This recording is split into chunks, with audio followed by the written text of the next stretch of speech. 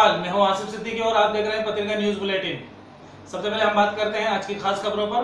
Mega Patkar की गिरफ्तारी को कायराना हरकत बताते हुए आपने किया प्रदर्शन। शहर में बादल होने से नजर नहीं आया चंद्र ग्रहण। हज के मुकद्दस सफर के लिए मध्य प्रदेश का पहला जत्था रवाना हुआ। सरदार सरोवर बांध की ऊंचाई बढ़ाने के विरोध में चल रहे नर्मदा बचाओ आंदोलन के अनशन में व्यवधान पैदा हो गया है। मेगा पाटकर के अनशन को बलपूर्वक खत्म करने के विरोध में आम आदमी पार्टी ने प्रदर्शन किया। बोर्ड ऑफिस चौराहे पर आयोजित विरोध प्रदर्शन में आप नेताओं ने पाटकर की गिरफ्तारी को कायरतापूर्ण बताया। आपके प्रदेश संयोजक आलोक अग्रवाल ने कहा, अपने अधिकारों के लिए अनशन पर बैठी मेधा जी और साथियों पर पुलिस द्वारा लाठीचार्ज करना गलत है। इस कायरतापूर्ण कार्रवाई के विरोध में आम आदमी पार्टी ने पूरे प्रदेश में विरोध प्रदर्शन किया। मेधा पाटकर की गिरफ्तारी के विरोध में विदिशा, गुना, माधवगंज आदि शहरों में भी विरोध प्रदर्शन किए गए। रक्षाबंधन पर भोपाल जेल में बंद अपने परिजनों से मिलने आए बच्चों के चेहरे पर सील लगाने का मामला तूल पकड़ता जा रहा है। मानव अधिकार आयोग ने इस मामले को संज्ञान में लिया है। वहीं जेलर दिनेश नरगावे ने इस पर अपनी प्रतिक्रिया दी है।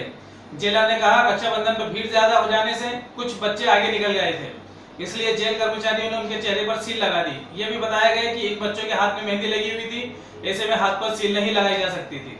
लेकिन चेहरे पर सील लगाने किसी भी स्थिति में ठीक नहीं है। इस मामले में हम जांच कर रहे हैं और प्रयास करेंगे ऐसी घटनाओं की पुनरावृत्ति न हो। जेल में रक्षाबंधन के दौरान कैदियों से मुलाकात करने कुछ आए थे, उनके बच्चे थे 2 जिनकी चेहरे पर सील लगाने का मामला सामने आया है। किस तरीके से ये हुआ है और अब आगे आप क्या कार्रवाई करेंगे इस मामले में? हाँ, इस तरह का एक मामला संज्ञान में आया है। तो बीच में काफ़ी भीड़ बढ़ गई थी क्योंकि खुली मुलाकात के दिन काफ़ी मात्रा में महिलाएं जो हैं आती हैं और उस भीड़ के दौरान कुछ बच्चे जो है आगे निकल गए थे जिनको जल्दी जल्दी में सील जो है चेहरे पे लग गई। ऐसा अभी हमारे पास प्रारंभिक जांच में आया है। इसकी और हम डिटेल जांच कर रहे हैं।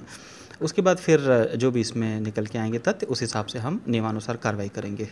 सर, क्या प्रक्रिया है? हाथ पर सील लगाने की परंपरा है और चेहरे पर सील लगा देना? नहीं, हाथ पे ही लगाने की परंपरा है। हाथ पे ही लगाया जा रहा था और प्रारंभिक तौर पे ये सामने आया है कि ये बच्चे आगे निकल गए थे और भीड़ काफ़ी ज़्यादा थी, तो इसके कारण हाथ पे इनके नहीं लग पाए और चेहरे पे लग गई थी। जी, मामले को जांच में लिया गया। आगे ऐसी घटना की पुनरावृत्ति ना हो इसके लिए हाँ, इसके लिए सख्त निर्देश दिए जाएंगे कि आगे जो भी इस तरह के कार्यक्रम होंगे उसमें तो इसका विशेष ध्यान रखा जाए कि जो जहाँ निर्देश दिए गए हैं सिल लगाने के वहीं लगाया जाए, हाथ पे ही लगाया जाए, अन्यत्र किसी स्थान पे भी न लगाई जाए।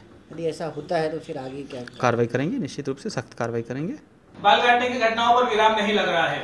गुना की घटनाओं के बाद मंडीदीप थाना क्षेत्र के सिमरई गांव में नवविवाहिता के बाल काटने का मामला सामने आया है। नवविवाहिता रक्षाबंधन पर अपने मायके आई हुई थी।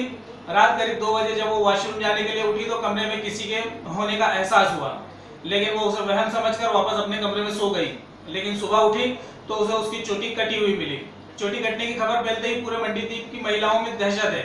इसके बाद परिजन मंगलवार सुबह पीड़िता को लेकर झाड़फूक कराने पहुंच गए। इसी तरह सोमवार को गुना के महावीरपुरा में एक बच्ची के बाल काटे जाने की घटना सामने आई है। ये बालिका अपने घर में सो रही थी। सुबह जब उसके बिस्तर के पास बालों का गुच्छा नजर आया तब उसकी नजर सिर पर पड़ी। रविवार को गुना जिले के ही गजनई गांव में सुनील नामक युवक की रहस्यमय तरीके से किसी ने चोटी काट ली थी। अलग घर में ही सो गया। हाँ, फिर हमने ऐसे सो गए और सुबह रात में 12 बजे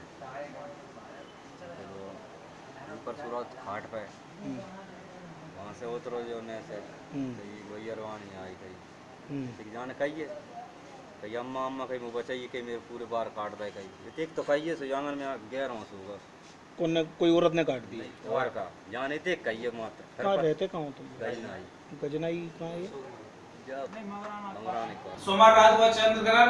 राजधानी भोपाल में बादल होने की वजह से नहीं दिख पाया।